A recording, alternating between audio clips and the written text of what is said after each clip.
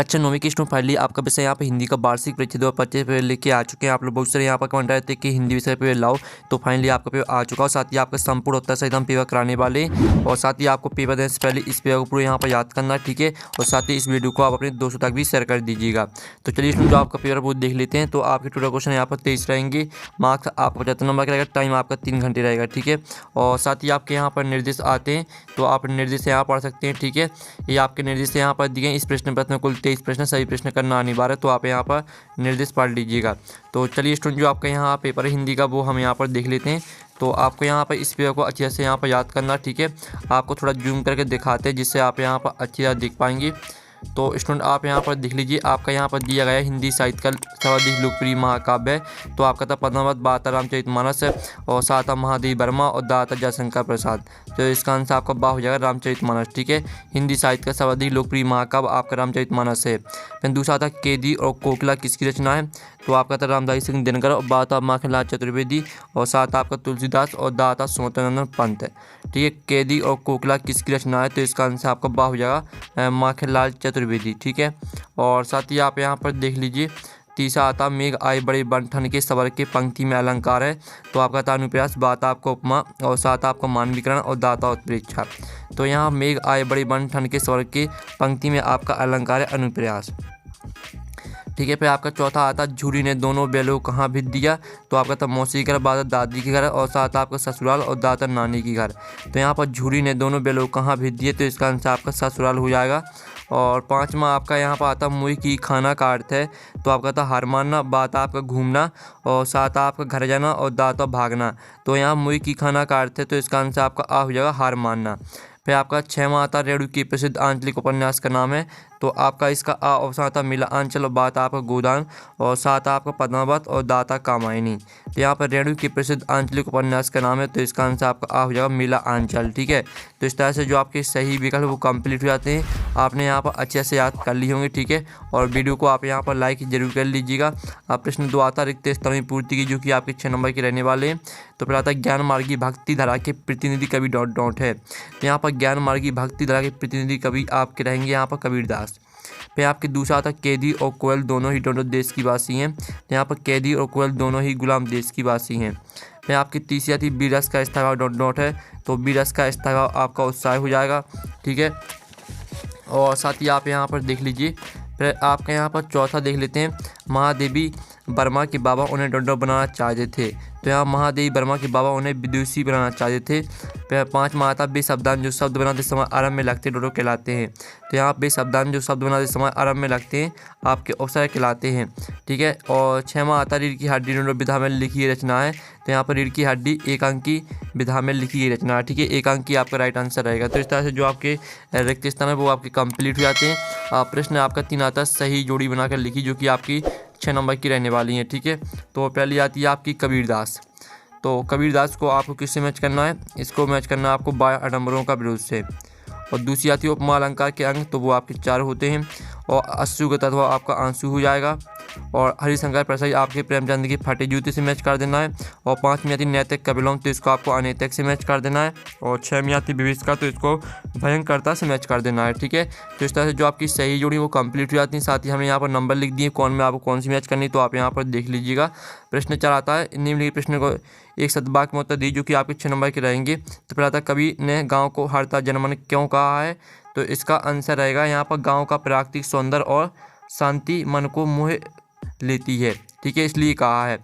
तो आप फिर से सुन लीजिए, ठीक है। कवि ने गांव को हरता जनमन इसलिए कहा है क्योंकि गांव का प्राकृतिक सौंदर्य और शांति मन को मोह लेती है। फिर आपका दूसरा आता जिस काव्य का आनंद पढ़कर या सुनकर लिया जाता उसे क्या कहते हैं, तो यहाँ पर जिस काव्य का आनंद पढ़कर या सुनकर लिया जाता उसे रस कहते हैं, ठीक है। इसका आंसर आपका रस हो जाएगा। फिर आपका तीसरा था महादेवी वर्मा किस गायिका के रूप में प्रसिद्ध है, तो इसका आंसर का आधुनिक मीरा के रूप में, ठीक है। आधुनिक मीरा आपका इसका राइट आंसर हो जाएगा। आप यहाँ पर देख लीजिए आधुनिक मीरा। फिर चौथा आता किसी कार्य को करने या होने का बोध कराने वाले शब्द क्या कहलाते हैं, तो यहाँ पर किसी कार्य को करने या होने का बोध कराने वाले शब्द आपके क्रिया कहलाते हैं, ठीक है। क्रिया आपका यहाँ पर राइट आंसर रहेगा। 5वां आता पान वाले की बिक्री अचानक क्यों बढ़ गई थी, तो यहाँ पान वाले की बिक्री अचानक क्यों बढ़ गई थी आपको बताना है, ठीक है। तो यहाँ पर इसका आंसर रहेगा बाढ़ के कारण, ठीक है। बाढ़ के कारण पान वाले की बिक्री बढ़ गई थी। और जो आपके यहाँ पर दिया गया लोक में प्रचलित उक्ति क्या कहलाती है, तो यहाँ पर लोक में प्रचलित उक्ति आपकी लोकोक्ति कहलाती है।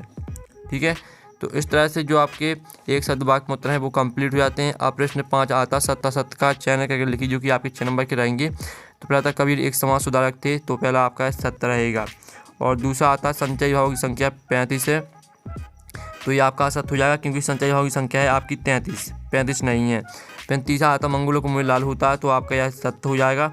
और जो आपके यहाँ पर दिया गया, ठीक है, 5वां कहानी गद्य की गुणवत्ता में आती है, तो आपका यह भी सत्य हो जाएगा। और जो आपका यहाँ पर 5वां दिया गया, 5वां आप यहाँ पर देख लीजिए, भूपति में ती उपसर्ग है, तो ये आपका असत्य हो जाएगा। ठीक है, और जो आपका 6वां दिया गया लेखिका मृदुला गर्ग की 30 नंबर की बहन के नाम चित्रा था, तो आपका यह सत्य रहेगा। तो इस तरह से आपके 7 भी कंप्लीट हो जाते हैं। ठीक है, आपने अच्छे से यहाँ पर याद कर ली होंगे, और साथ ही हमने पूरे ऑब्जेक्ट कंप्लीट करा दिए। अब प्रश्न आपका 6 आता है कवि पंत ने गाँव को मरकर डिब्बे से खुला क्यों कहा है, लिखिए। तो स्टूडेंट जो आपका प्रश्न यहाँ पर दिया कवि पंत ने गाँव को मरकर डिब्बे से खुला क्यों कहा है, लिखिए। ठीक है, तो जो इसका आंसर है वो हम यहाँ पर देख लेते हैं। ठीक है, तो आप यहाँ पर देख लीजिए, पहले क्वेश्चन का जो आपका आंसर रहेगा वो हो जाएगा मरकत पन्ना नमक रत्नों कहते हैं जिसका रंग है, ठीक है, हरा होता है। मरकत एक खुली डिब्बे से सब कुछ साफ साफ दिखता है। मरकत के हरे रंग की तुलना गाँव की हरियाली से की, गाँव का वातावरण भी मरकत के खुले डिब्बे के समान हरा भरा तथा खुला खुला से लगता है, इसलिए गाँव को मरकत डिब्बे से खुला कहा गया। ठीक है, ये आपका 6वें क्वेश्चन का आंसर है। 6 में का तो आता है मानसरोवर से कबीरदास का क्या आशा है। ठीक है, तो हम यहाँ पर 6वें का अथवा का आंसर देख लेते हैं। तो आप यहाँ पर देख लीजिए, मानसरोवर से कवि का आशा हैदरूपी तालाब से जो हमारे मन में स्थित है। ठीक है, इस तरह से आपका इसका आंसर रहेगा। फिर आपका 7वां आता भक्ति काल के 2 कवि हैं, प्रत्येक की 2 रचनाओं के नाम लिखिए। तो आप यहाँ पर देख लीजिए, भक्ति काल के आपके जो 2 कवि रहेंगे वो आपके तुलसीदास और इनकी रचना रामचरितमानस हो जाएगी। दूसरी रहेंगे आपके सूरदास और इनकी रचना आपकी भ्रमर गीत सार हो जाएगी। ठीक है, तो इस तरह से आपका 7वें क्वेश्चन का आंसर रहेगा। आपको यहाँ से 2 कवि और दोनों की रचना याद कर लेनी है। अब चलिए आपका 7वें का अथवा देख लेते हैं। तो स्टूडेंट आपके यहाँ पर 7वें का अथवा आता है। ठीक है, तो इसे भी आप यहाँ पर ध्यान से देख लीजिए। ठीक है, और पूरा पेपर आपको याद करना पेपर देने से पहले। जो आपका यहाँ पर दिए नई कविता के 2 कवियों के नाम एवं उनकी एक रचना का नाम लिखिए। तो चलिए हम यहाँ पर नई कविता के जो कवि हैं वो देख लेते हैं। तो आपके यहाँ पर नरेश मेहता, ठीक है, आपके कवि हो जाएंगे। और संशय की एक रात और सारी आपकी रचना। ठीक है, दुष्यंत कुमार ये आपके कवि हो जाएंगी। और सूर्य का स्वागत और आवाज़ों के घेरे ये आपकी रचना हो जाएंगी। ठीक है, तो 2 कवि और दोनों की आपको 2 रचना याद कर लेनी है। अब चलिए आपके यहाँ पर देख लेते हैं। 8वां प्रश्न आता है छायावाद की 2 प्रमुख विशेषताएं लिखिए। तो आप यहाँ पर देख लीजिए, आपकी छायावाद की 2 प्रमुख विशेषताएं दी, व्यक्तिवाद की प्रधानता और प्रकृति का मानवीकरण। ठीक है, तो इन विशेषताओं को आपको याद करना है। और साथ ही आप यहाँ पर देख लीजिए, और जो आपके यहाँ पर दिया गया अथवा, ठीक है, नई कविता की 2 विशेषताएं लिखिए। तो आप यहाँ पर देख लीजिए, लघु मनोवाद की प्रतिष्ठा और प्रयोग में नवीनता, ये आपकी 2 विशेषताएं रहेंगी। ठीक है, मानव जीवन को महत्वपूर्ण मानकर उसे अर्थपूर्ण दृष्टि प्रदान की गई। और दूसरी विशेषता रहेगी प्रयोग में नवीनता, नए नए भावों को नए नए शिल्प विधानों में प्रस्तुत किया गया है। ठीक है, और साथ ही आप यहाँ पर देख लीजिए। फिर आपका 9वां प्रश्न देख लेते हैं। 9वां प्रश्न आपका आता है स्वतंत्र पंथ अथवा कबीरदास के भाव सौंदर्य की 2 विशेषताएं लिखिए। तो हमें यहाँ पहले तो स्वतंत्र पंथ की विशेषताएं देख लेते हैं। ठीक है, तो आप यहाँ पर देख लीजिए, उनकी काव्य प्रकृति और मनुष्य के अंतरंग संबंध का दर्शाया है और नवीन अभिव्यंजना शैली का प्रयोग। ठीक है, ये आपका 9वें क्वेश्चन का आंसर रहेगा। जो 9वें का अथवा दिया है कबीरदास के भाव सौंदर्य की विशेषताएं आपको लिखना है। तो आप यहाँ पर देख लीजिए, आपकी कबीरदास की भाव सौंदर्य की 2 विशेषताएं दी गई हैं, तो इसका भी आप स्क्रीनशॉट ले लीजिए। और साथ ही आप यहाँ पर देख लीजिए, फिर आपका आता है अनुप्रास अलंकार की परिभाषा उदाहरण से लिखिए। तो हम यहाँ पर अनुप्रास अलंकार की परिभाषा देख लेते हैं। आप यहाँ पर देख लीजिए, आपके अनुप्रास अलंकार की परिभाषा दी, साथ ही इसका उदाहरण भी दिया गया है। और जो आपका इसका अथवा आता है रूपक अलंकार की परिभाषा उदाहरण से लिखिए। ठीक है, तो आप यहाँ पर देख लीजिए, जिस अलंकार में उपमेय और उपमान में कोई अंतर न दिखाई दे तब वहाँ रूपक अलंकार होता है। ठीक है, और साथ ही इसका उदाहरण भी आप यहाँ पर देख लीजिए। फिर आप यहाँ पर देख लीजिए, आपका यहाँ पर आता है 11वां महाकाव्य खंड काव्य में 2 अंतर लिखिए। तो हम यहाँ महाकाव्य खंड काव्य में 2 अंतर देख लेते हैं। तो ये संपूर्ण जीवन दर्शन वर्णित होता है और जीवन के एक पक्ष या घटना वर्णित होती है। नायक इतिहास प्रसिद्ध धीरोदात्त होता है, नायक साधारण होता है। ठीक है, आकार बड़ा होता है, आकार सीमित होता है। इस तरह से आपके महाकाव्य और खंड काव्य में अंतर रहेंगे। अथवा आता रस किसे कहते हैं, रस के अंगों के नाम लिखिए। ठीक है, तो आप यहाँ पर दिल्ली काव्य को पढ़ने या सुनने से जिस आनंद की अनुभूति होती है उसे रस कहा जाता है। ठीक है, और रस के अंग हो जाएंगे आपके स्थायी भाव, विभाव, अनुभव, संचारी भाव, साथ ही रस और इनके स्थायी भाव भी आप यहाँ पर देख लीजिए। ठीक है, इस तरह से आपका इसका आंसर रहेगा। और जो आपके यहाँ पर दिया गया है, ठीक है, आपके यहाँ पर 12वां क्वेश्चन देख लेते हैं। छोटी बच्ची को बैलों के प्रति प्रेम क्यों उमड़ आया? तो आप यहाँ पर देख लीजिए इसका आंसर है, लड़की की माँ मर चुकी थी, सौतेली माँ उसे मारती रहती थी, इसलिए बैलों से उस छोटी बच्ची की आत्मीयता हो गई थी। लड़की तथा दोनों बैल भी प्यार की भूखे थे और एक दूसरे का कष्ट समझ सकते थे। तो ये आपका रहेगा 12वें क्वेश्चन का आंसर। और जो आपका यहाँ पर दिया गया, किस घटना ने सलीम अली की जीवन की दशा को बदल दिया? तो इसका आपको जो 12वें का अथवा है उसका आंसर देख लीजिए। बचपन में एक बार मामा की दी हुई एयरगन से सलीम अली ने एक गौरैया का शिकार किया। मामा से गौरैया के बारे में जानकारी मांगनी चाहिए तो मामा ने उन्हें बॉम्बे नेचुरल हिस्ट्री सोसाइटी जाने के लिए कहा। ठीक है, इस तरह से पूरा आपका अपना करियर बना लिया, यहाँ तक याद करना है।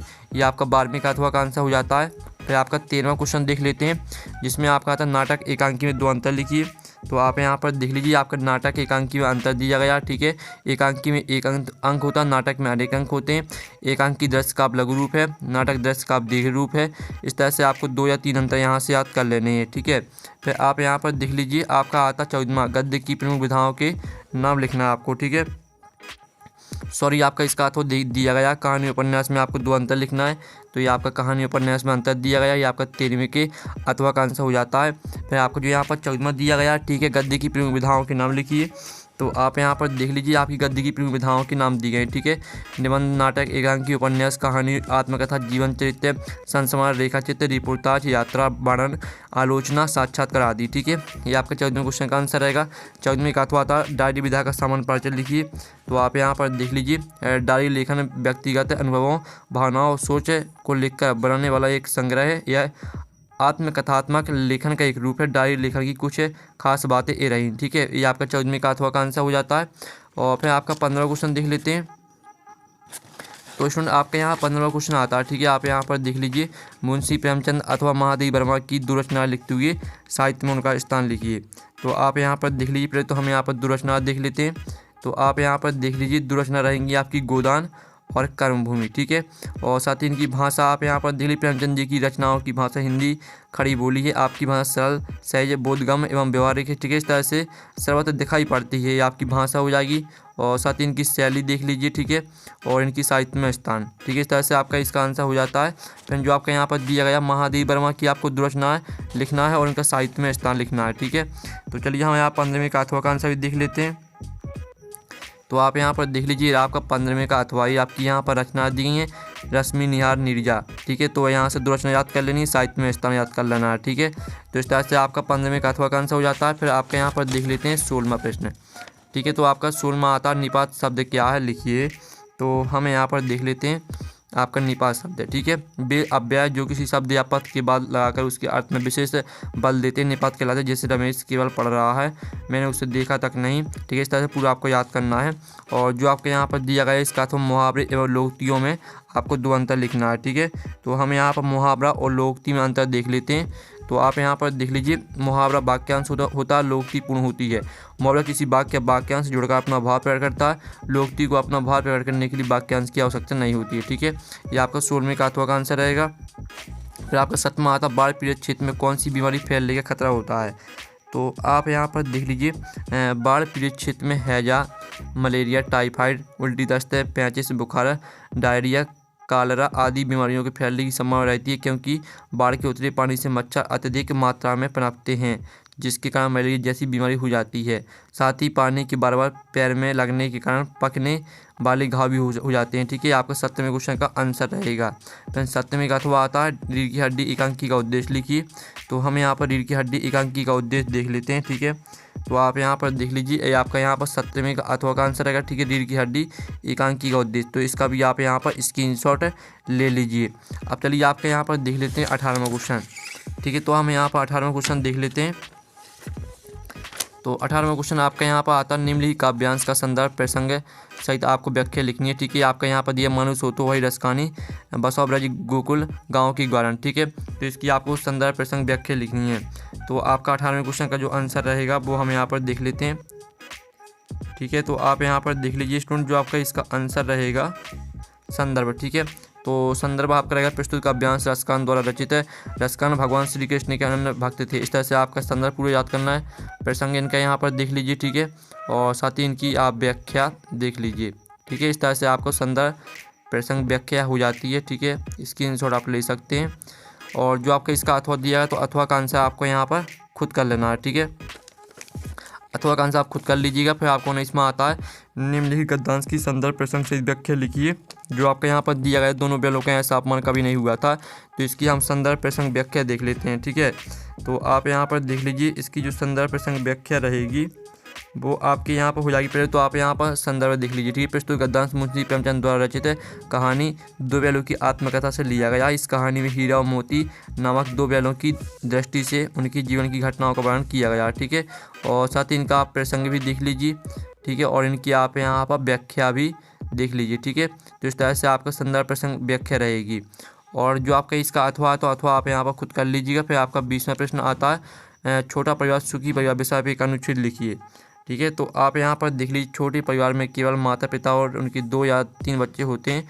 छोटे परिवार को सुखी परिवार इसलिए कहा जाता है क्योंकि लोगों की एक परिवार में संख्या कम होने के कारण बच्चों का पालन पोषण, भोजन, कपड़ा और अन्य सुख सुविधाओं को आसानी से पूरा किया जा सकता है। ठीक है, आपका यहाँ पर 20वें क्वेश्चन का आंसर है। जो 20वें का अथवा दिया गया है, एक आदर्श विज्ञापन की कोई 3 विशेषताएं लिखिए, तो इसे आपको खुद करना है। फिर आपका 21वां प्रश्न आता है जो कि आपका गद्यांश दिया गया है, तो आप यहाँ पर दिल्ली इस गद्यांश को आपको ध्यान से पढ़ना। ठीक है, इसका पहला प्रश्न आता है उपयुक्त गद्यांश का शीर्षक लिखिए। तो इस गद्यांश का शीर्षक क्या रहेगा आपको यह बताना है, और लोकगीतों की कोई 2 विशेषताओं का उल्लेख कीजिए। तो आपको यहाँ पर सब कुछ इसी पेज में मिल जाएगा, सिर्फ आपको पेज को ध्यान से पढ़ लेना है। और उपयुक्त गद्यांश का सारांश लिखिए, तो इसका आंसर भी आपको इसी में मिल जाएगा। ठीक है, ध्यान से पढ़ लीजिएगा, इसको आपको खुद करना है। साथ ही इसका अथवा आता है जो कि आपका काव्यांश से दिया गया है, गगन गगन तेरा यश फहराए। ठीक है, इस तरह से दिया गया है। और साथ ही इसके भी आपके 3 प्रश्न रहेंगे। तो आपको यहाँ पर काव्यांश को नहीं करना, क्योंकि काव्यांश में थोड़ा आपको समझ में नहीं आएगा, आपको गद्यांश करना वो सरल होता है। ठीक है, अब चलिए आपका 22वां आता है सलाह त्याग प्रमाण पत्र ठीक है, सलाह त्याग प्रमाण पत्र प्राप्त करने हेतु अपने विद्यालय के प्राचार्य के नाम से आवेदन पत्र लिखिए। तो आपको किस तरह से आवेदन पत्र लिखना है वो देख लीजिए इस तरह से। ठीक है, ये आपका आंसर रहेगा, तो आप इसका स्क्रीनशॉट ले सकते हैं। और फिर आपका जो 23वां क्वेश्चन जिसमें आपको निबंध लिखना है, तो निबंध आप खुद कर लीजिएगा। तो इस तरह से आपको जो पेपर है वो कंप्लीट हो जाता है। और पेपर का PDF डाउनलोड करना चाहते हैं तो लिंक वीडियो की डिस्क्रिप्शन में दी गई, तो आप वहां से पेपर का PDF डाउनलोड कर सकते हैं। तो हम नेक्स्ट वीडियो में, थैंक्स फॉर वॉचिंग।